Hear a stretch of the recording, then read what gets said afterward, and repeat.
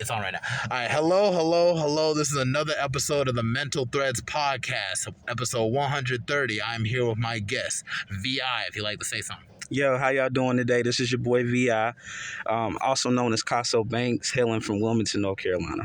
Yeah, Wilmington, North Carolina, now residing in Charlotte, North Carolina. There's a lot of people pouring into Charlotte. And Wilmington is like closer to the west or the east, or is it like near the beach? Or where's that at? That's the East Coast, man. It's 3 hours east of Charlotte, right there by Wrightsville Beach, Carolina Beach. It's basically a beach town in a way, but I mean, it's still gritty when it gets gritty.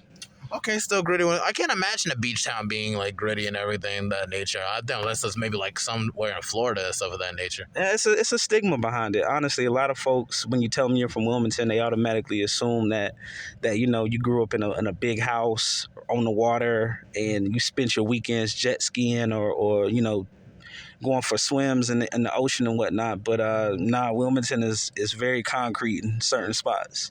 Okay, cool. Because when I think about the term, I think about Wilmington popping in my mind. I'm thinking about like old folks like retiring or something like that. They would go to retire in Wilmington. Is that any of that true, or is that just a weird assumption? Absolutely, no. That is an accurate assumption. Because Wilmington is a retirement community. You know, the neighborhoods that are there, the homes that are there, are designed for folks who made all their money up north or down south and wanted to find a nice spot to move to. The thing is, though, is that Wilmington is actually separated from the beach towns in a way. So the folks who are wealthy that are there, they typically live on the east side of Wilmington. Well, I don't want to say the east side because the east side is completely different, but they live closer east of Wilmington towards the beach. So the biggest neighborhoods where all the retirement folks go are about 5 minutes from the beach. Oh, okay. Whereas where I'm from is about 10 to 15. Oh, okay. Yeah. So it's like, you know, just like how it is in Charlotte, where it's like, okay, like I stay on East Side Charlotte and everything, and it's just like, you know, that South Side Charlotte's kind of rich, like if you go to the Valentine area, and then it's just like, then we got West Side Charlotte, which is kind of hood and everything, and North Side Charlotte is hood also, but with the university there too. Yep. It's just like, you know, just different sides, it goes for different sides of wealth and everything to that nature, kind of. Yeah. Extremely accurate. Wilmington, North Side is gritty. The East Wilmington, extremely gritty. South Wilmington, gritty as well. I mean, there really isn't what you would consider a west side of Wilmington. But I would say like the north, the east, and the south are definitely some territorial areas. Oh, okay. For sure. So there's nothing on west side Wilmington, or is it just like a bunch of stores or something like that? Like what? It's more or less just, you know, businesses and things of that sort. But there's nobody. You'll never meet somebody from Wilmington that says I'm from the west side of Wilmington. Okay, all right, then. All right, I don't want to say that's strange. That's uncommon. I be thinking like every side just has a side or whatnot. You know what I'm saying? Like you got center, north side, or central, north side, south side, west side, east side. You know what I'm saying? And then every side is just reflects some side of the. Or there's not so much middle class anymore, is there? Like there's a little bit of middle class, but it's kind of middle class close to like the gritty side. Well, the thing about Wilmington, unfortunately, is like the middle class doesn't exist how it once did. I mean, there's a lot of folks in Wilmington who are considered to be middle class, but unfortunately, even if you're, you know, black and you're middle class in Wilmington, chances are you're living in a part of town that most folks don't want to live in. Yeah. So that's the thing about Wilmington. I was fortunate. I lived on kind of like the outskirts of town at first, and then I bounced around. I lived on the north side for a while, and I also lived on the east side for a while. So, I mean, I got my taste of everything. Oh, okay. Yeah. Cool. And you pretty much decided to move out of your hometown when you were like 28, 29, like? Yeah, I was 28. Just was trying to, you know, going through some life changes. I had to relocate back to my mother's house for a little bit. Pick myself back up, and I told Mom, I said, you know, I want to go to Charlotte. You know, I want to go to Charlotte. I want to experience something new in life. I started looking for jobs here in January, and I was fortunate to land something in March, and I moved up here a week later. Okay, well, that's good. And then you just moved into an apartment and everything? Yep, got my own spot, nice little apartment. It's just me. I make music and play video games and read and do homework. Okay, that's cool. Because I know you say you were going to go into law school because you had a relative as a lawyer, correct? That's right. My closest relative, my cousin, he's up here. He's an attorney. So I went back to college at 25. That's all right. And I got my 2-year degree at 27. Took some time off with all the life changes going on, and now I'm a junior working on my bachelor's. Okay. So, and then law school after that. Okay, that's cool, man. You know, I got my first degree, my bachelor's degree when I was 23 and everything. So it's just like, you know, I know people usually say, okay, you got to be 22 or 21 or whatever. You know, there's no time. Just like, you just got to get it done whenever you can. You know, I had my ups and downs from community college and high school to like getting to where I am at right now and everything. I'm trying to go back to grad school. Gladly, I'm part of this program that might pay for my grad school. So I'm it's very much a layup with that one. So it's really just a matter of it's all in God's hands at this point. Always in God's hands.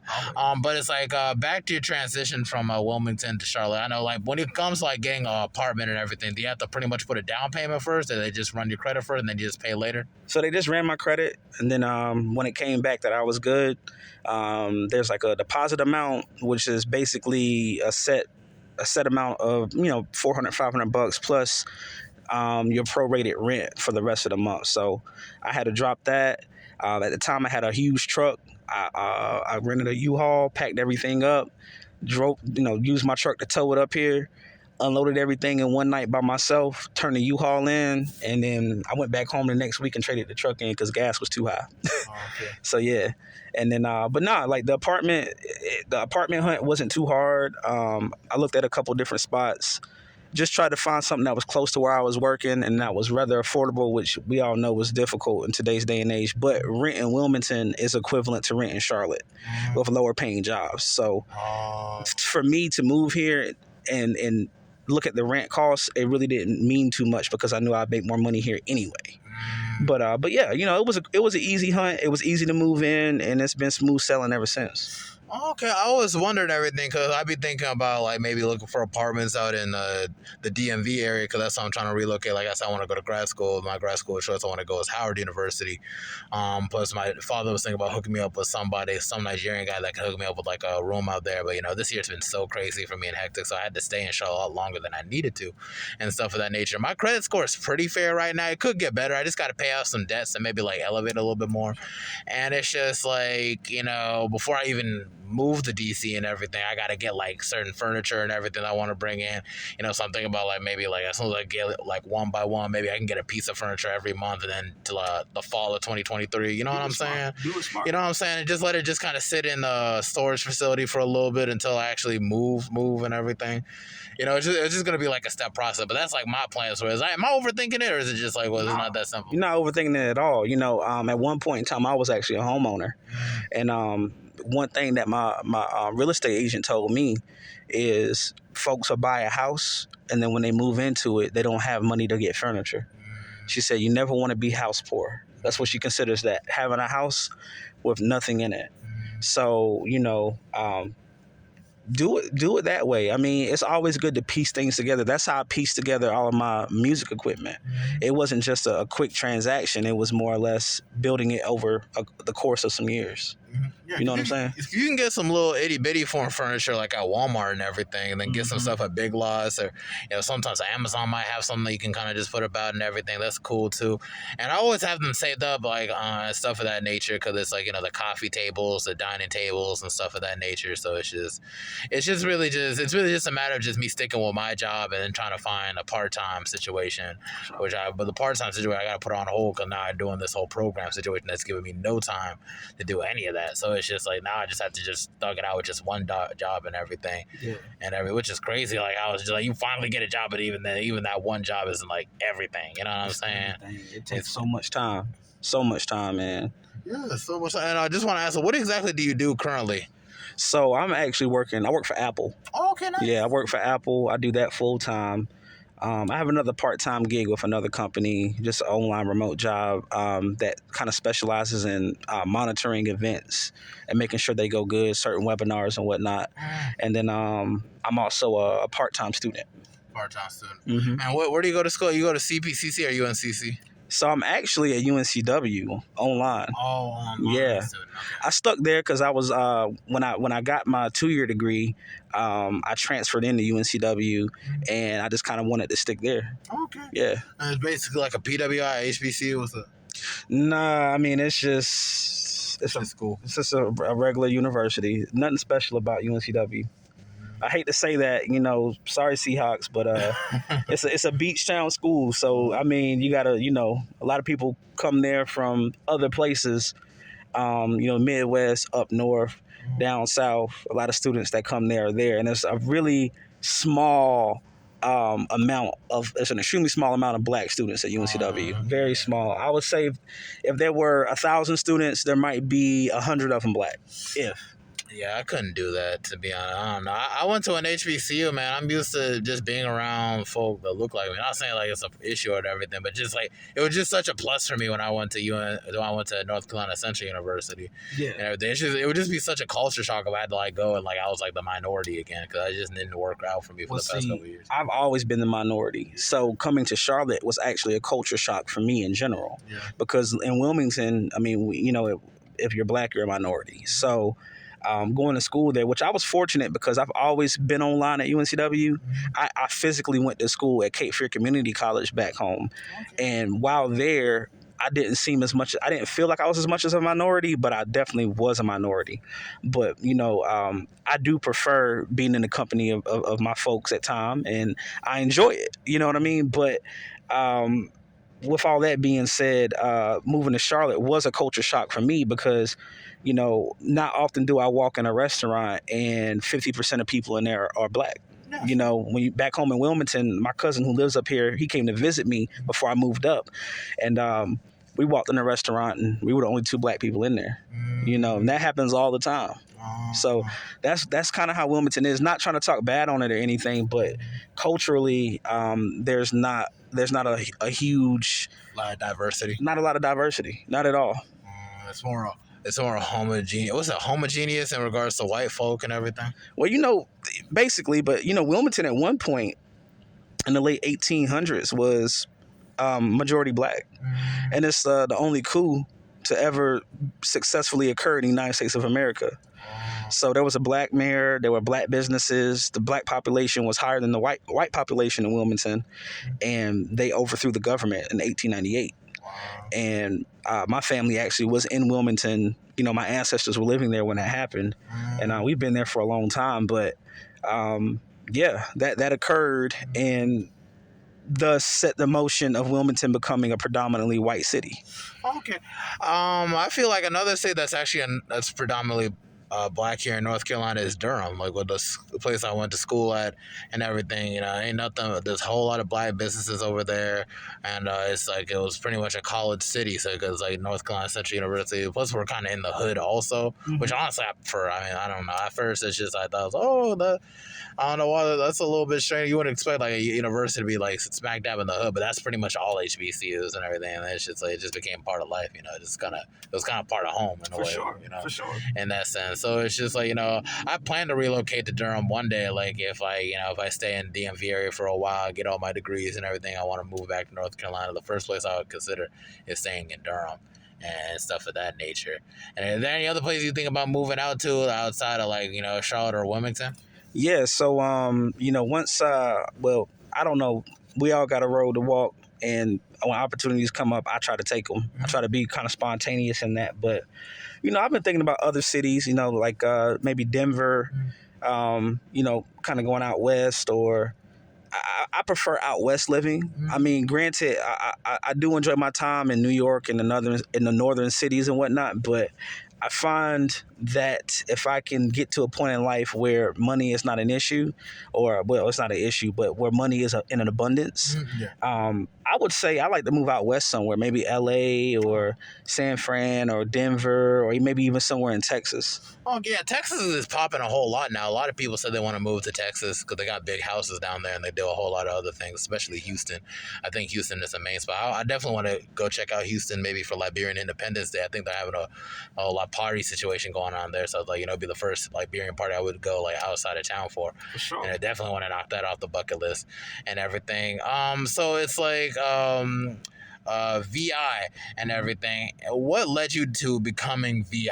I know you spoke about growing up in Wilmington, but so let's go into detail onto what was your upbringing like and everything? You were pretty much a lower class, middle class, high class, or was it just was it one class that just transitioned into another class? Were there some struggles that led you on that way?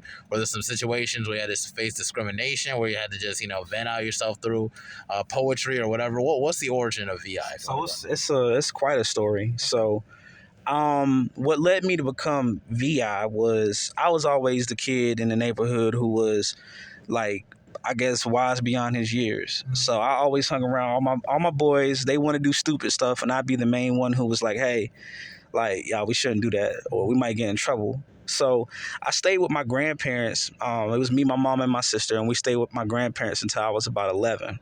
Then my mom went out on her own. So I would say that my mom did the best she could. My mom was hardworking. My mom is hardworking, excuse me. And to this day, she does what she needs to do to get things done. But, I would say we were lower class. We were definitely lower class. We weren't middle class. Had a single mother who did what she could. Didn't really get a lot of government assistance, even though she was a single mom doing what she could. But my mother never really looked for it. She managed to stretch her money the best way possible. So, but anyway, I really fell in love with reading as a kid. I liked to read a lot, and which was strange for me coming from where I come from to be the kid who wanted to read. But then again, I was the kid who many would say was wise beyond his years. So I remember it was 8th grade. I was on the bleachers chilling with one of my homeboys, dude named Robert. And, I used to get teased and bullied and all this stuff in school because I can sense that. I always had common sense. I can sense that. Yeah, so I ended up getting into this fight with this one dude, man, and then it became, oh man, Hayden quiet. He's nice, but he can fight, And Gotta let him know. you gotta let him know. So then one day I'm on the bleachers and my homeboy was just like, making a beat on the bleachers, and then I started rapping off the top of my head. Had never really wrote a rap before. And he looked at me and was like, yo, you probably could actually rap. Like, you sound like you can actually rap. And I was like, man, I don't know about all that. Then I went home and started writing. And I was like, man, this actually isn't bad. So the 9th grade comes around and I got sent to alternative high school because I had gotten into the fight in 8th grade and all these other things. And I was supposed to go to early college.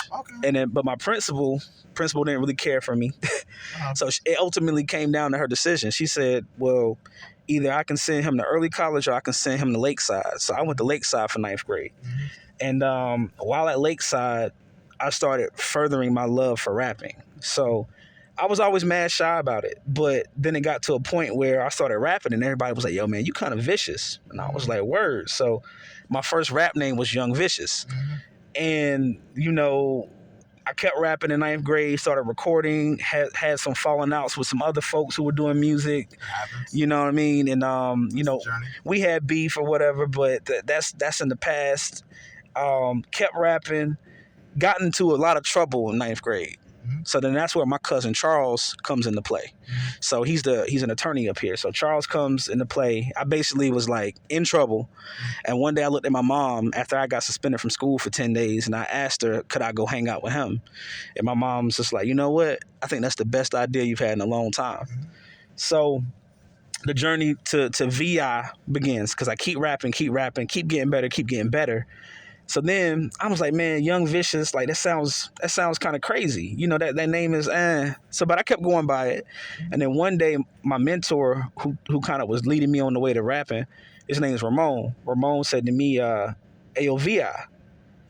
I was like, yo, what's up? He was like, what's going on? How you been, man? And then I kind of thought about it like, VI, like that sounds dope. But what could it stand for? Like, man, I'm wise beyond my years. I'm pretty versatile on the mic. So I became the versatile intellectual, VI. So, because I can rap on anything. I can rap about anything. I've been in it all. I've been in the trenches. I've been through a lot of stuff. And it could be kind of like a spoof off E.T. and Extraterrestrial. You're a versatile intellectual. Yeah, essentially. You know what I mean? So then comes the era of finding the flow and finding out, who I really am. So my cousin, he ended up going to UNC Chapel Hill, and he met J. Cole. Oh. So he met J. Cole in 2009. So no one knew who he was. So he hits me up and was like, yo, you got to check out this mixtape. It's called The Warm Up. And this is like October 2009. And I'm like, who's it by? He said, oh, this dude from North Carolina, his name's J. Cole. And I was like, what? Like, I don't want to hear nothing from nobody in North Carolina. Every time I hear it, it's trash. I was very negative about it. But I listened to The Warm Up that night.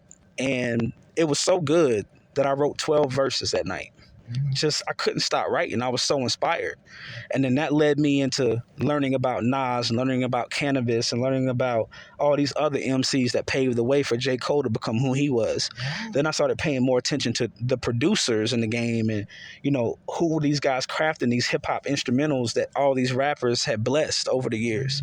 So that's essentially that whole chunk is like the true beginning of me as an MC. And now that's like over the span of 8th grade to about 11th grade. And that's where I started kind of finding myself, So yeah, that's, I had some other stuff happen after all that. Like when I was 18, my dad passed. So that was rough. He was killed in a police shooting. I'm sorry to hear that. Oh, it's all right. Was it like a George Floyd situation, or was he like doing something too much and the police just got him? It was domestic, man. The whole altercation between him and his stepson. They had knives at each other, fussing. Cops bust in. They see my dad. They don't see my stepbrother had a knife, but they see my dad had a pocket knife in his hand. They told him to drop it. He didn't even know who was in his house. Turned around. They shot him 3 times. They didn't even give him a chance to drop it's a knife. They didn't give him a chance. That's bullshit, man. It is bullshit. Y'all trying to sue? Y'all think y'all can sue for shit like that? So that's even a stickier situation, man. Like, I never really got to know my stepmom. A matter of fact, like, I think I don't even remember what she looks like. I just know her name. And after all that happened, man, like I tried to whoop her son's ass. I tried to, and they pulled me off of him before I could get to him. And basically, she ended up suing. I think she was awarded $300,000 wrongful death lawsuit. Wrongful death. She was awarded because that was her husband. Okay, but you were his son, though. You had to get something. Nah.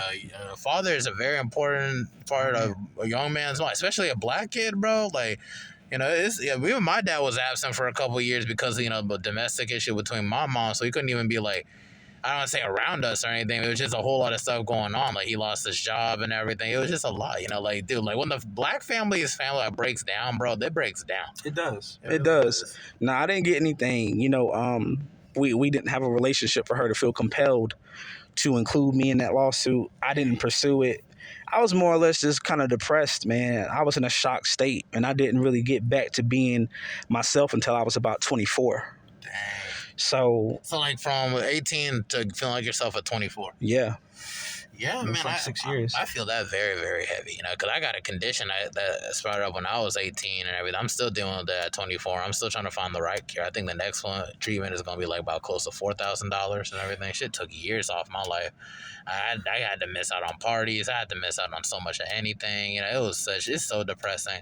But I don't let it defeat me or anything. I still try to keep it pushing. I still got to keep in mind that, things happen for a reason and everything in regards. It's God's plan regardless. And you can't really fight God's plan. You just kind of got to roll along with it and just do the best you can and just keep in faith, Like, I ain't no heavy Christian person where I'm just chucking Bibles at people or nothing. It's just like, I really do believe that with every adversity, it's just God trying to prepare you for the blessings that are coming. So that's just my stance on it. No, you're right, man. Like, I grew up in church, and I'm not a super, I'm not a Bible thumper. I'm not throwing the Bible at anybody either, but at the end of the day, I mean, there is an almighty being that looks out and has created all of us. So, I mean, we have to understand that like, fate is fate. Like, I'm a geek too, so like, I just watched the Star Wars movie the other day, and when you go back and revisit movies. Yeah, which one did you watch? So I actually watched The Phantom Menace again. Oh yeah, I fuck with The Phantom Menace. Yeah, that was the first one I ever saw. Oh really? Oh, that was the first. Yeah, that seemed like, I think that was my first too. I was 6 years old. My mom took me.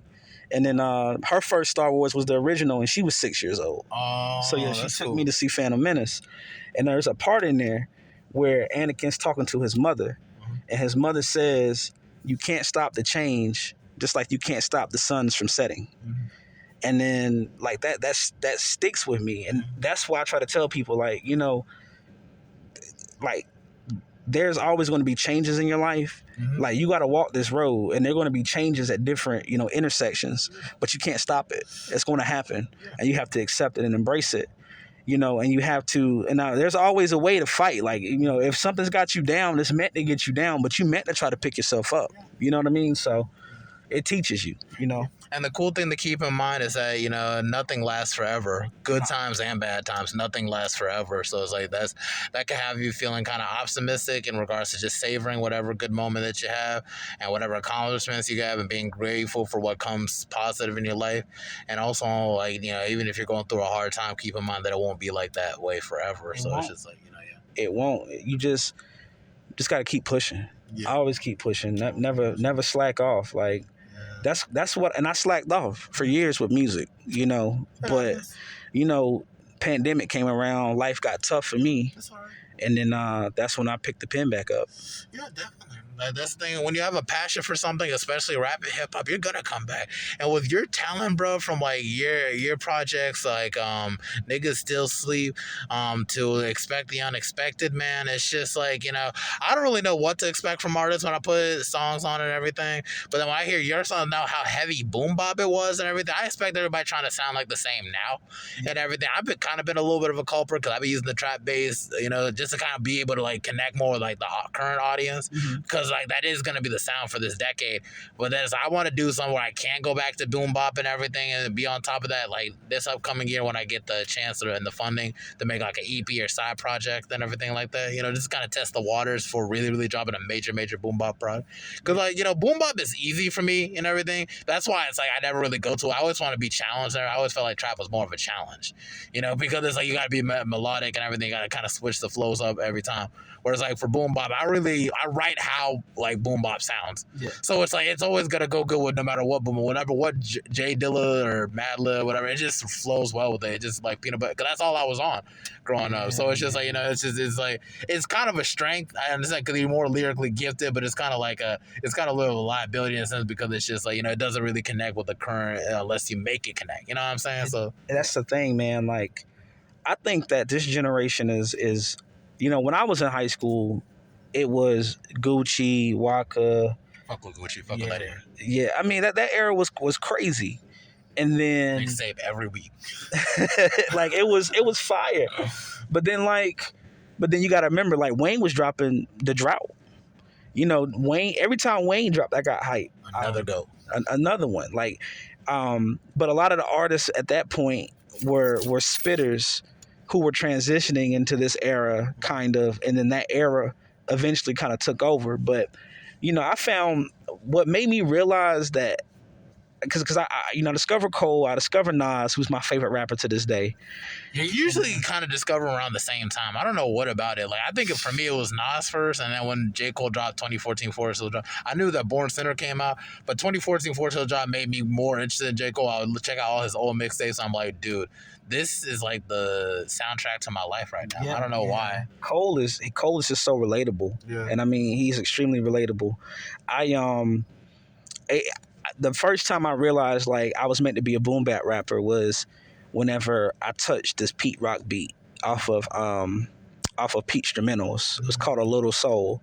When I rapped over that, I was in 11th grade and I put it out. And I put it out like over the weekend. And when I got to school Monday, all my classmates were like, yo, Hayden, like that, wow. Like, wow, bro. Like, you really can rap. Like, we knew you could rap all these years. You've been putting music out, you can rap. But dude, like, you're on another level now. Now it's valid. Now it's valid. You know, I was validated off of the strength of rapping over a Pete Rock instrumental. But then again, like, you know, one thing about me is like I'm very choosy about what I rap on, beat selection and all that stuff. So whenever I hear trap beats, like, you could play me 100 trap beats and I might really like 5 of them. Okay. But you can play me 100 boom bap beats and I'll probably like 60 of them. Yeah, of course. You know, so it's really like, it appeals to me. It gives you inspiration. Like, you're so inspired. Like, when I listen to trap beat, like, yeah, sure, I like it. Like, that would sound good. Like, put a hook right there. But like, something about boom bop, it just puts you in a whole different like state of mind where it's like, now you got to pick up the pen. Now you got to write and everything. Right. So that's what I love about boom bop. That's what it does to me. Like, I remember I was going through my issues early this year where I didn't have a license. I didn't have no driving privileges. I had to stay at home all the time. I would just listen to boom bop beats and I would just like write again. And I finished writing in my first rap book in like a while. Cause I do it like from composition to composition, volumes from volume, and it was a while. So it was like my 7th composition book I read in like forever. I finished just this year. And now I'm trying to move on to my 8th one, but I never have time like I used to. So it's just I mean, I tell people like, I wrote a lot of Niggas Still Sleep. So I was a parts delivery driver in Wilmington for Stevenson Hendrick Honda, and I actually wrote most of Niggas Still Sleep at stoplights. I would just ride and listen to beats, and I would think of a good, like a dope line, and I'd put it in my phone real quick. No, seriously. And then when you're driving, that's how you gotta write it down. Like I think one line I came up with when I did for Ego Trip, like one of my mixtape called Ego Trip. It's like my only mixtape, Ego Trip. It's like this. I for some reason I don't know why. It's like I thought about this stupid route. Just thought about like I'm a young genius like Jimmy Neutron on top of my green like a crouton, like because like you got like a crouton on top of lettuce and shit. That's like dope. That's dope. It's just like, That's dope, man. and I'd be like, damn, I need to write that up before I forget. Cause I'd be forgetting so many rhymes that I'd be like, damn, what I was even thinking about. That's how. I mean, whenever you're coming up with lines, man, you got to just jot them when you can. Otherwise, they're gone forever. And I mean, and some of the stuff is just extremely creative. Like I've got a couple of things. I got so many lines. Like I'm trying to think of something good to give you before we go. But take your time. Ain't not under pressure. We got a good 30 minutes. Just like, cool. So it's like whenever you want to. It's up to you whenever you feel. Oh no, we're good. We're cooking. I'm enjoying this. But I want to swing back to like like when you said like you didn't feel like you were yourself between 18 to 24 after your father's passing and everything. I know it's been kind of like we're going into boom bop. But I just want to go more deeper into that because we were touched on that and we just kind of left on because there's a lot of people out there who might have lost a family member or like their father. Even this year I lost my grandfather and stuff of that nature. It's pretty sad, but it's like you lived a full life, so I was kind of happy to that degree, and I pretty much foreseen it and everything. Like even going through the motions, like, I swear it was like deja vu every day from the day he passed away, the 3 times I saw his dead body before we buried it, and then it's just like when we were going to that cemetery looking for a place to bury him. Like it was just, it really was like it was so surreal how like I felt like dang, like, I really saw this coming like in a dream or something like that, and now I'm living it. So it was just like I felt peace in the matter that it was probably meant to happen, but then also it's just like he was also lived a full life. But your father kind of passed on before his time. 43 years. So he still has some years, some decades on him and everything. See where it will take it and everything. No one wants to bury their parent way too early and everything.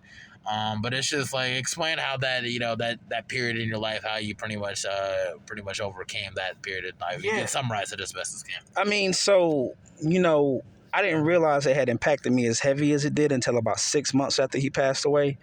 I was just sitting one day in the car talking to my girlfriend at the time, and she I had like a little afro, and she touched my hair, and she was like, "Hey, your hair's falling out." So I went to the doctor. The doctor was like, have you been through any trauma or like shock or something, traumatic happened in your life recently? And I said, well, my dad passed 6 months ago. He said that explains it.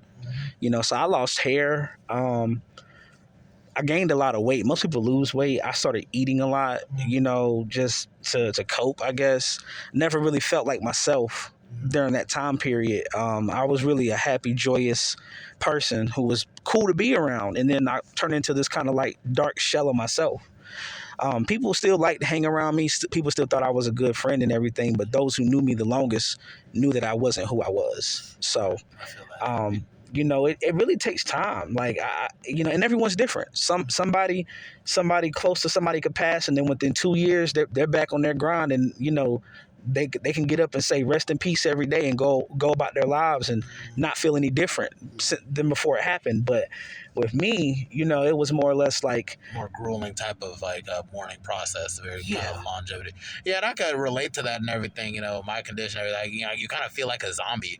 You kind of shut down to like, you're very active to a certain degree, but there always feels like there's a part of me just missing, and it's been missing since like high school and everything. And I'm literally pushing closer to 30 now, and I feel like I'm still out of sync.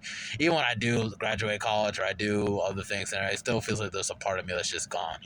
No, I totally understand. I mean, it's he was a good dude, man. He came to this country with nothing.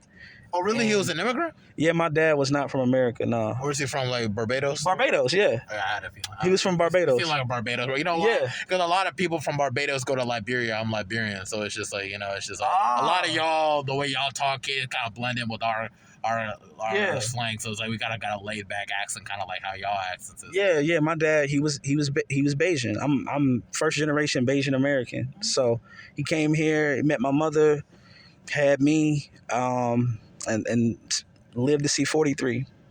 But he was a good dude, man, and I think that's what hurt the worst. That it was just so unexpected, and he was a good person. Yeah. And a lot of people who knew him, when they speak to me and they see me, they say, I see a spitting image of him and you.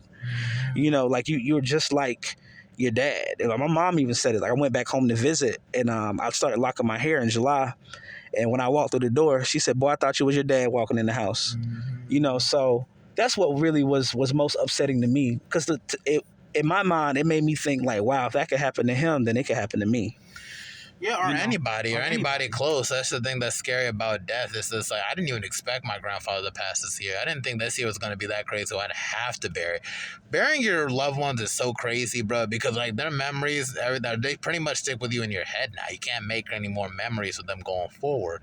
That's the most heartbreaking thing about trying to more do the mourning process. Like I still try to find time every Sunday or every 2 Sundays to visit my grandfather's grave. Like literally right after church, when you like message me and everything, I was go headed to my grandfather's grave, leave new flowers and everything. Just to talk for a minute, just give him a little update on my life, what I'm worried about and everything. What's this week I'm worried about? What I'm trying to work on. It's amazing how powerful that is. It's just I feel like that's the only way I can like talk to him. Like I know he's with me, but it's at the same time, it's just like, I used to spend so much time with my grandfather this year because it's just like, he's the main connection, like, to back home. And it's just like, he's one of the main connection, him, his brothers, and all them older folks. I'm getting older to the point where it's like, I'm going to start, I'm going to be like the patriarch of the family, because I'm the first grandchild. So it's like, like one day that time is going to come. So it's like, I need to start investing in myself, how to really learn the culture, learn some certain traditions and everything. And also like carry out their stories. Also, I was trying to like do a family tree. Gladly, I got to have him help me decide the family tree and everything. I just feel like I should have worked on it some more though. But I got a considerable amount of people on my family tree, but it's just at the same time, it's just like, but now like I can't talk to him no more. Yeah, and that's the most heartbreaking thing about it. That is heartbreaking. I'm fortunate to still have my grandfather, but he is not in the best health at the moment. But I've never met a stronger man than him. So. I'm able to rest at night knowing his strength and whatnot. But, we got to cherish those folks in our life. Oh, yeah, we have to cherish them, man, because you only get one set of parents.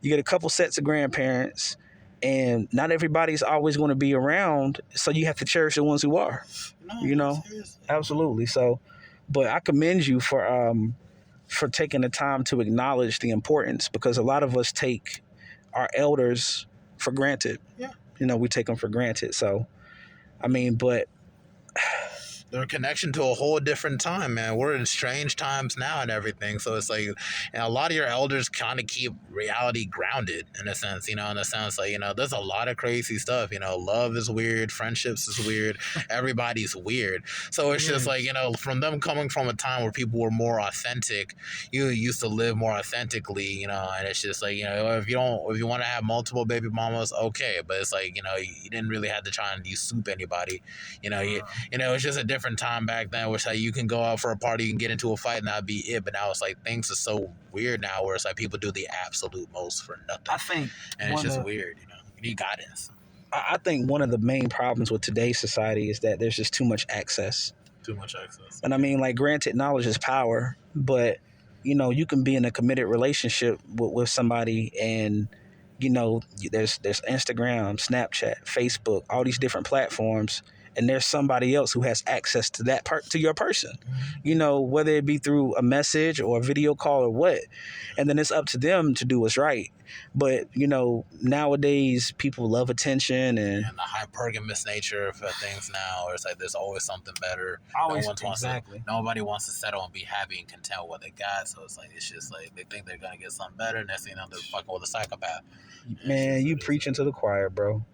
You are preaching to the choir right now. But relationships are a crazy thing, whether it's a romantic one or if it's just a friendship, or, even work relationships are weird. People, but then again, like, now we're in a world where everyone wants to be so focused on bringing all kinds of cultures together, which is nothing wrong with that at all. But we have to understand that when people are from different backgrounds and different cultures, they may speak different, they may like different things, they may enjoy different music. So if you take offense to the things that they enjoy, then that's where problems arise too, because people don't always understand. They don't. And we have to help each other understand one another instead of just wanting to point the finger and strike people down for whatever. You know what I mean? So, but I mean, that's the world we in. It's just it's a weird place, man. Yeah, everything is so unbalanced to a certain degree, so you just don't know. That's what's the wonderful thing about hip-hop, that I feel like, every time I was in, like, a place of adversity, I feel like I can always go back there. But even though it was kind of tough to get back on that horse more consistently, and the one I'm on and everything, and it helps me, like, reinvest into myself, I really got that urge to get back into the studio as soon as I can. That's why I'm stocking up on so many different type of beats. I got probably so many beats that could probably last me for, like, a decade at this point. That's how much, like, it's really kind of a problem now. Because it's just like I can't manage all them beats all at once. But it's like, it's always like refreshing to know it's like I always got a lot on that end. It's just, okay, I got a whole lot of beats.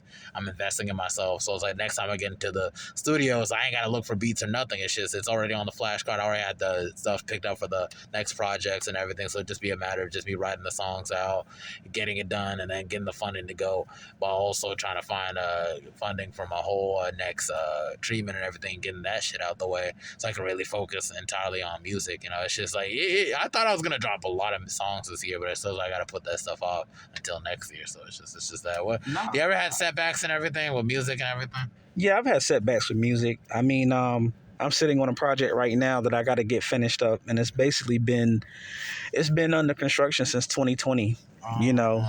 So this project is called The Gun of the Grave. So I'm sitting on that right now. I'm also working on another project with a local Charlotte producer. I'm gonna keep it on the hush though, who he is. We linked up.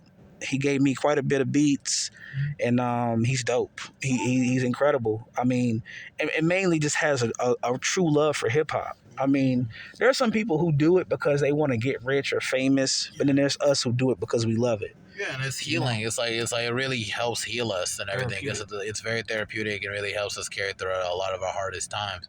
So it's like I kind of just see hip hop as just something that kind of saved my life, and I just want to give it back as the universe gave it to me to help direct and guide my life. And so it's just like it's just giving back to give balance. And that's just kind of how I feel like life is unbalanced if I don't give back to hip hop. That's just kind of how I see it. No, I feel you. And that's what motivates me. I feel the same way. I mean, because as time grew, as time passed, and I grew, I started learning that, not everybody can do what I do. Not everybody has the gift of gab like I do. And, I've been in a couple of different studio sessions and just hanging out with friends where I'll just start rhyming and they're like, bro, why are you not famous yet? And I'm like, man, because, the right person hasn't heard me yet. But, I'm really big on them Griselda boys. And yeah, I know. That's the one thing I want to ask you about Griselda, because I know for a fact you must be a Griselda fan. Yeah, I'm a huge Griselda fan, man. Like, and what I really like about all them guys, I actually had the opportunity to meet all three of them one time. Oh, that's cool. Yeah, I flew to Dallas back in 2019. It was Benny the Butcher's The Plugs I Met tour. And, I was in Dallas, and I got to meet him. I met him before the show, and I remember he complimented me on my J's because I had these fresh Concords. I never hardly wore them. And then I walked in there, and he was like, yo, son, them J's is shiny, boy. You don't never break them out. I said, I only bring them out for special occasions. And he asked me where I was from. I told him North Carolina. He said, oh, so you live in Dallas now? I said, nah, I flew here just for this concert. And he was like, what? And I was like, yeah, man. He said, well, I got to, I'm going to let you know, man, I got West Side and Conway here tonight, too. So that night, I met Benny. I got to dap up Conway and meet him, and I met West Side Gun. Like, they were just all right there. And what I really like about those three is the fact that these dudes are in their mid-30s, 40s, with West Side and Conway. They're both 40. And Still doing it. And didn't really get recognition until they were in their mid-30s. And it gave me a push because at one point I thought, man, like, maybe you're getting too old, man. Maybe I'm getting too old, man. I'm in my mid-20s, and most people pop early, 18, early 20s. So they have their best mixtapes out and everything. But you have a lot of good music out and everything, but yeah, that's trying to get it out there, though. Get it out there. So like that also, 2019 that was in September. And then we move into like February, March, the pandemic starts happening. And I was working in the airline industry. I lost my job in May. So when I lost my job in May, I said, okay, I need to go ahead and wrap up this degree. So I wrapped my degree up, finished recording Expect the Unexpected, and started recording NSS. Okay. And then I put both of those out. And then I started writing The Gun of the Grave right before I put out NSS. And then, so I wrote that for the majority of 2021. Mm-hmm. And here we are in 2022, and I still got some more touches to make on it. But that's like whatever time you want to take it. Because the way I've been putting these projects out, they're damn good anyway. So it's like I'm thinking maybe you got to put a whole lot of time into it and stuff of that nature, man. Like I know you've been thinking about like putting your music more out there and stuff of that nature, correct? Yeah. I'm actually making moves to do that now because I feel like my social media presence on Instagram hasn't been strong enough. That's all right. And I feel like, I need to get videos out. I need to maybe do some merch. Merch can't take you long, but I got another thing. Playlists can also do another thing also. Like it's like I mentioned it with a lot of artists. This is people that you can follow on Instagram called Crowd Freak. Mm-hmm. And what they can do is if you use their distribution service called Distro Freak, like DistroKid and stuff like that, mm-hmm. and when they can put all your music on all platforms and everything, they can help put your songs not only on doing that, but they can also put your songs on different playlists. And they can also hook you up with a flight and a hotel to perform at their festivals and everything. And they're just starting out kind of. They got 50K followers deep and everything. You should probably check out and see just how they're mostly stationed in Detroit, but they can pretty much fly people out from wherever. That's dope. And everything. They be having stuff like 420 Fest, which is Pothead Fest. They also got Backwoods and Bonfires, which is kind of the same thing. They got Scary Hours for Halloween Fest and everything. So you can pretty much get more chances, opportunities to not only just fly out, but also get a feel for different crowds and everything. That's dope, man. That's how I try to put it. I try to put all artists on before I really go into it, the next year, because I don't want to be like the first. I just the only one that's on it, and it'd be like, oh yeah, I could have told y'all and everything. Just wait till if I know about something, I try to put other artists on. And that's the beauty of it. Yeah. You're supposed to. We got to support one another. Yeah, man. No, for real. And it's just like if we were all on this stuff together, it's like okay, like Toasty put me on. Like that's me, that's Toasty, and it's just like you got these familiar faces, and it could probably help us transition to the mainstream a lot easier, keeping around familiar faces from like when we were humble. I know you were out there. You performed at Charlotte Spark, correct? I did not perform at You didn't get to, but you heard about it, though. I did hear about it. I actually met the dude who was putting it together. Trey Rose? Yeah. Yeah, I interviewed him. Yeah, I met him at, so my cousin is like the head or the president of the Black Lawyers Association. Okay. So we had like a little, I won't say a little, we had a get together, but we were honoring the black judges here in Charlotte, and I met him there. Okay. So yeah. Yeah, I met Trey off group chat 24 and plus and everything. Okay. And then I just had, if anybody wanted to do a podcast episode, I hopped on with him, and he puts out events a lot of the time. I think he had a little baby event eventually, but I couldn't make it. Because I'm either working or busy, bro. But dude's a pretty cool guy, man. It's like I be wanting to hang out with people and chill, but it's like as an adult, it's always something you got to do. So you just keep up with people on the internet, and that's the best way you can do it. You know it. That's the thing, man. Unfortunately, as life progresses, responsibilities also increase. Mm-hmm. You know what I mean? So, but, when you're passionate, you got to make time for what you love. No, seriously. You got to make time for what you love. So I'm back cooking. I'm back making music. I'm back rapping. I think in July, I was on the binge and I did 18 songs in a week. Okay, that's cool. Just recording, just trying to get back to that mode to where I know I sound a certain way or I sound good. And I'm definitely not falling off. I'm always improving. Okay, definitely consider tapping in with Crowd Freak. I'm gonna send you all their information to you with Distro Freak too, and then maybe you can see maybe if you want to see opportunities of performing at concerts and everything to kind of get more exposure and everything. Because seriously, I be seeing all types of people from all types of background kind of get help from Crowd Freak, and it's still pretty small. So before it becomes so untouchable, it's better off to just tap in now. Tap in now. I'm with it. I even reach out with them sometimes. I'm gonna work with y'all, and I'm gonna drop music to y'all when I ever get a chance. Hey man, we're free whenever you're ready to do so. They'll respond back to you. So it's they can actually. So it's real organic type stuff of what we're doing. I'm with that. So it's definitely with that. I mean, because a lot of us have a voice and we're just not being heard. Yeah, and it's just on the same token, it's you don't want to have to beg in a lot of these larger corporations and everything. At least build a fan base for yourself more organically. It's really the fan base that's going to carry you. Yeah, the fan base the fan base always carries the artist. Yeah. That's what people have to understand. Nas just dropped his his third King's album. Disease 3. Yeah, dude. You think he's gonna get a Grammy again for it? Yo, he might. Bro, Nas getting a Grammy, bro, for this late in his career is so inspirational, bro. And that for him to be my favorite MC, that also gives me the feel of I'm not too old. Yeah, you know, man. I'm not too old. You're So not too old. I could keep doing this and pop at 33. Yeah, no, seriously. And Nas started mad young. He was like 19, I think, when he dropped Illmatic. When he dropped Illmatic. Yeah, man, you know, we care about Illmatic. You know what I'm saying? Seriously. So I mean, it's hip hop in itself is life, you know, and there are people who just, you know, when I listen to music, some people listen to music and, oh, that's a good song. But when I listen to music, it actually touches my soul, puts me in a certain mode. And certain songs do different things to my emotions, man, because I'm so in tune with music. Yeah, man. So it's like Nas is such a good, like, you know, subject matter to study in general, from his albums and everything, to his presentation and just his wordplay and just his flow and everything of that nature. Really, like, he really sounds like an intellectual and everything, from things that just like he really revolves what it means to be an intellectual without having it be like self-indulgent.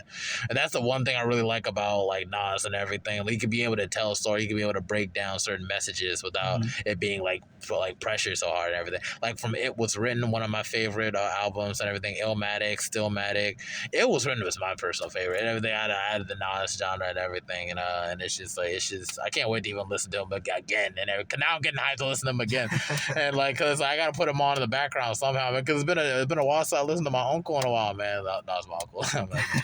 It's like, yeah, man, no, seriously. Nah, he's incredible, man. Illmatic to me personally is my favorite. I mean, because that's where it all started, but It Was Written is a close second. But my favorite Nas song is Nas is Like. Oh yeah. And I mean, off of I Am, because I mean, I feel like DJ Premier and Nas and the samples they were using, the samples that DJ Premier chopped up for that song, and Nas's delivery. Yeah, seriously. I mean, like, it was a loop that just felt like it was just heavenly. Heavenly. Just keep going. You know, that sample actually is from somebody reading about the birth of Jesus Christ. Wow, that's crazy. Yeah, that's where that sample comes from. And then, like, he had the birds chirping, he had the Bismarck key going Nas on it. I mean, the whole song itself, I feel like that is one of the most beautifully crafted hip hop songs in history.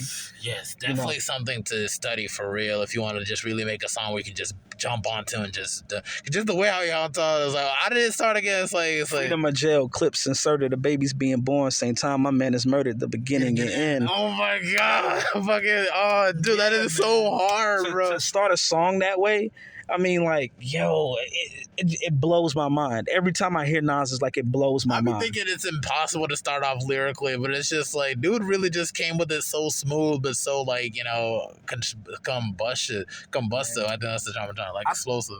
I think Nas is a one thing I want to tell people too is I want to say, like, you know, I'm all about getting your education, but you can always educate yourself. Yeah, no, seriously. You know what I mean? And Nas I think Nas finished the 9th grade and never went back. Yeah, he was a street educator. Like, he learned from the streets. He studied books after he left school. Like, which was the best way to educate yourself. He's a true intellectual, and his writing shows that. I mean, like, if you listen to Thun on King's Disease 3, son, like, when I tell you Nas and his raw element is it don't get no better to me. I feel like the King's Disease trilogy is something that's gonna go down in hip hop, like, history for, like, it's gonna go in the archives. It's gonna go in the archives. Like, ever since I heard the first King's which was kind of random to me, but it just came out of nowhere. But it deserved that Grammy. It was like, man, like, when I heard him, there's a song on there called The Cure. And the first half of that song, the first like minute and 20 seconds of it's mad slow, but it's Nas rapping his ass off. And then the beat changes. And then that's when I started respecting Hit Boy even more. When that beat change came in and Nas said Cuban link, Cuban chain, belonging to MoMA or something like that. And I was like, yo, like, he kept hitting you with lines like, still going deeper like I grew another inch on my dick. I was like, what? Yeah. Like, Nas, like, he's incredible, man. Like, his wordplay is incredible, man. I just... Him, and then a close second to me, which is a relatively unknown rapper to those who are not really deep into hip hop, is Elzhi. Elzhi, okay. Yeah, Elzhi is incredible too. So if anybody ever gets a chance to listen to Elzhi, check out anything by Elzhi. I think the Firm needs to get together and drop an album again. Like I know, like the Firm with Foxy Brown, Nas, and AZ, and who was the fourth? Cormega. Yeah. Cormega. They need to drop an album. Like again, this is just a legacy album. This is the way how Nas been getting. They need to make a King's Court disease or something. I don't know. Yeah, something like that'd be dope, man. To hear Foxy back on the mic. Yes. You know, AZ still does this thing. I think he dropped an album either this year or last year. I need to check that for sure. Yeah. I put myself on the AZ in college, which is late, but it's all right. Man, the first time I heard AZ, I was on the way back from Myrtle Beach. And we were listening to Sirius XM radio, and then I heard Rather Unique off of Do or Die. And that wasn't the first time I heard AZ, but that was the first time I heard anything from his album. First time I heard him was on Illmatic. It was on Illmatic. Yeah, he was on Illmatic. I think about him. I think more about him on It Was Written. I feel wasn't he more on It Was Written? I think he had. Or was it I Am? I think.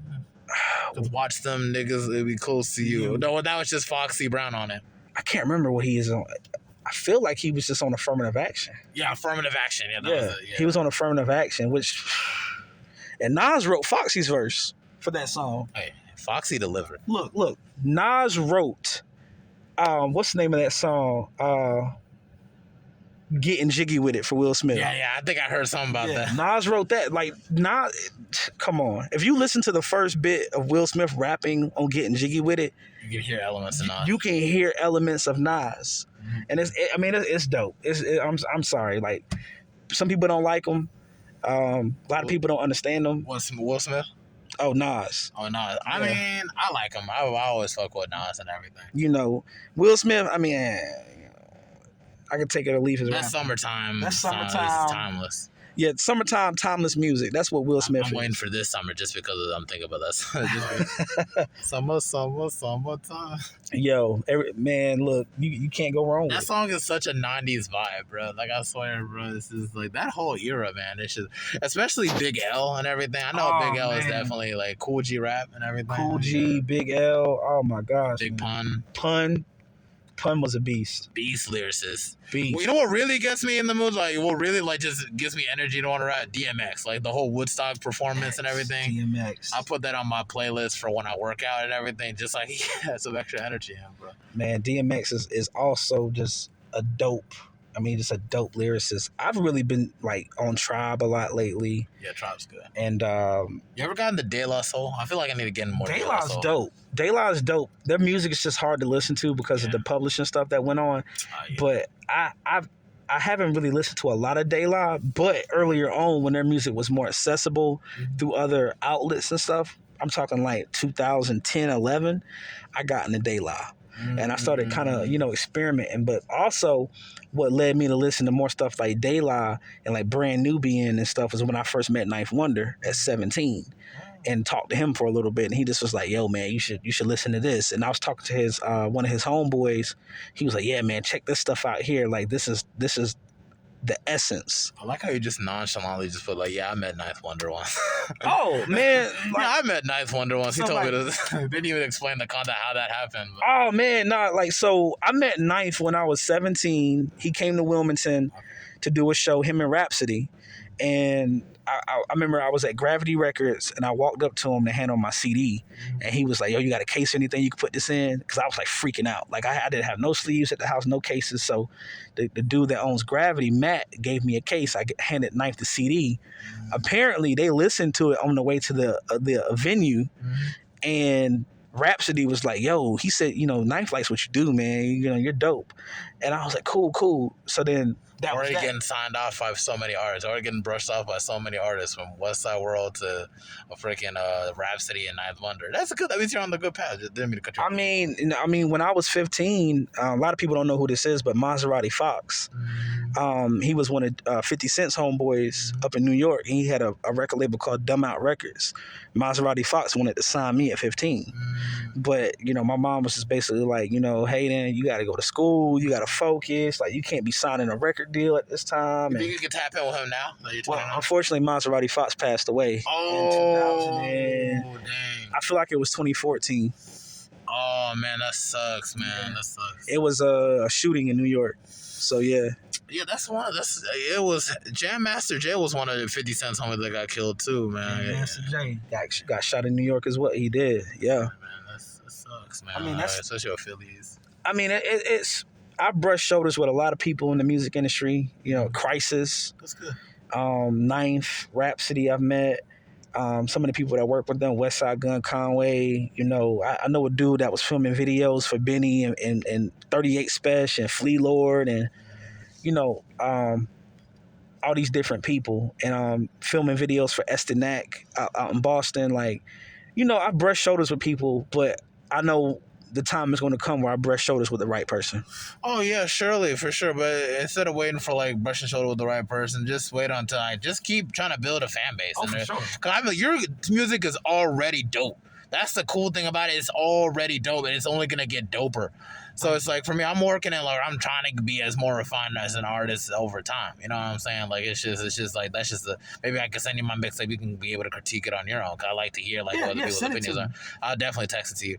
But it's just one of those things where I still need to work on like breathing and everything. Like, I feel like I'd be trying to push in a whole lot of verse into one song, and so it's like it's one of those things I need to work on. But you already sound like you like would already like you need a star on the freaking Hall of Fame of bro, I appreciate it. Thank you. Like it's already coming up. That's what I'm saying. Man, this is what 14 years, 15 years of rhyming. I mean, that's good. Yeah. That's experience. I mean, some people just blow up out of nowhere because they're popular and then they fall off. Nah, like yeah, you're right, but this is and Rick Ross didn't see money into this shit until he was 30 himself. So it's just something to keep in mind. I remember when Ross dropped Port of Miami. Yep, Port of Miami. It was gosh, what was that? 2006. Yeah, 06. Because I feel like a year later is when Kanye West was getting ready to drop Graduation and 50 Cent was going to drop Curtis, and they dropped on the same day. Yeah. And I could only pick one album to get. Yeah. So I got Kanye's. Uh-huh. But that was before, like, that still was before I really was falling in love with hip hop. Oh, yeah. You know, like I was in love with hip hop, I was in love with music, but I wasn't in love with lyricism. Oh, yeah. And then lyricism became like a key component for me. But yo, like I have my very first song, I couldn't breathe at all, hardly. I was breathing all over the place. Now it just gets to a point where you write to your breaths and you write to the beat and you just know how to ride. You know how to ride the beat, you know? And I'm notorious for rhyming over the 4 like Nas does. Oh. You know, so my bars will carry over into the next bar. But that's just I do it unconsciously now, but I guess I listen to so much Nas that I've created my own style, but there are elements that you'll see of him in me. Yeah, that's how it'd be like for a lot of your influences. Like I know one song on my mixtape called Grave Shift. You ever heard Flatbush Zombies? I'm one of a heavy Flatbush Zombie train when I was in high school and everything. But so like one of the songs I would listen to a lot is This Is It. I didn't even realize that whole sound kind of bled into that whole song Grave Shift. And I didn't even realize until somebody else said it. And I'm like, oh my God, that does kind of sound similar and everything. And then when I put my mixtape, I was like, some people be like, oh yeah, it kind of sounds a little bit like J. Cole a little bit here. And it's like, I don't even see it, but some people say it. I'm like, I don't know, man. It's a weird thing, man. Like it's so weird. And I mean, there are other artists that you know, like Elzai's a heavy influence. Gosh, I'm trying to think of other people, man. I just listen to so many people. Yeah. Willie the Kid. Oh, Willie the Kid is incredible. I know Logic's one of my influences now. Logic? Like, which is, I know it's like kind of like whatever, but it's like Logic and JID because they know how to like, you know, pretty much rap over hype beats and everything, and then also rap over like Logic on his like a rap on boom bop and influential beats. I'm gonna say this about Logic. Yeah. I like Logic as an MC. I do. Yeah. And when I listened to Under Pressure for the first time, I remember it had dropped in October one year, and I remember it was in October because I was in Raleigh at the State Fair, and it dropped, and I remember just listening to it on my phone while me, my mom, and my sister were getting ready to go to the fair, and I remember thinking like, this is actually incredible. Yeah, this is really good stuff. He's a good artist, and I mean he is a good artist, and I'm so glad that he's still doing it. Another one who I enjoy is Freddie Gibbs. Yeah, I was wanting to ask you about Freddie Gibbs for the longest time, but I didn't know how to bring up West Side Gun. I know he has beef with West Side Gun. Dude, Freddie Gibbs is that dude, I've been on Gibbs since 2009, bro. That's good, man. I've been on Gibbs since high school when it was like, I think what really got me on Gibbs was I think a song he did with Joey Badass, and I'm like, I think what was it called, the Knicks remix and everything. So Knicks is actually my favorite Freddie Gibbs song. But with the remix with Action Bronson and Joey Badass. The remix is dope, but I enjoy the original so much. On the Mad Lib tape. Yeah, man. Pippin on the assist. What he says? Double nickel on the Knicks. That was 95. Couple us lit in 96. Game banking, cane slanging had us caught up in the twist. We was middle school fools. Come on, man. I think on the remix, what did he say on the remix? It was chilling with the bitch. Ice bucket challenge on my wrist. Being black in the U.S. is a challenge to exist. I'm like, yeah. Gibbs is like, and his last album. Yeah, what was his album? It was Sold Separate. Yeah, dude. I've been holding back all listening to that tape for a while because I don't know what about me. I like to listen to tapes when I'm driving. And it's like a 22-minute drive from like my house to my job at Huntersville. So I'm be thinking maybe I could save up for that and my downtime and everything. It's just, bro, it's just I can't wait. And I need to listen to Vinyl Days with Logic. I've been holding off on that for a while. I checked out part of it. I haven't finished Vinyl Days yet. It's all right. I feel like he's really trying to he's trying to capture the essence of hip hop. Mm-hmm. Working on the MPC 2000 XL, chopping from vinyl. I mean, like he's trying to capture the essence, and I appreciate Logic for his love for the craft. Mm-hmm. And I mean, he's a lyrical genius. Like he's extremely intelligent. He can rap his ass off. Yeah. And I mean, he can write and rap to almost any beat. Yeah. I mean, people don't give him the respect I think he deserves. But I feel like because of his how he takes on mental health and everything, like how that whole situation with Joe Biden said he was the worst rapper ever, and then he said publicly saying that comment made him wanted to kill himself. It's like I fuck with Logic, but it's just you're gonna let Joe Budden press you to that degree where you publicly say that. Talking about pump it up. Let me stop. I like Budden, man. Yeah, I like Joe Budden too, but it's I feel like he criticizes some people unfairly, so to the point where it's you don't even hold it, you consider that there's some merit to it, but then you don't really get pressed up about it. Nah, it's just like if DJ Academics was to say I was ass, I would laugh. Yeah, it's just it's just everybody has their own opinion. It's not something to feel any type of way about it. That's one thing about being a rapper is that there's always going to be a hater out there. Dude, I'm gonna tell you right now, I've been told by so many people I'm garbage. Yeah. I remember on my mixtape, and I tried to bring more views on my SoundCloud because that was the main one I was getting it out there because it was easy to just drop the link and people can just tap in compared to download Spotify. Or, you know what I'm saying? It just gave more space. Mm-hmm. And it was just, I remember one dude drop a comment, I was like, oh, this is straight dog shit. And then one comment would be like, oh, dude, why? This is crazy. This is underrated as shit. You're underrated art. You know what I'm saying? Yeah. You just gotta take it half and half like that. You're gonna get shitty comments, you're gonna get good comments. Not everybody enjoys to play the oxtail and rice and peas and cabbage. You know what I'm saying? But I'm gonna tell you that shit is awesome. It's delectable. I mean, and that's the same with music. You could to this day, I think Shook Ones by Mobb Deep is one of the greatest hip hop songs ever made. Yeah, no, seriously. I think the sample is crazy, and I think Prodigy and Havoc fucking killed it. No, really? But I could play Shook Ones for somebody today who's never heard it, and they'll either say, oh, it's awesome, or what the fuck is this? Yeah.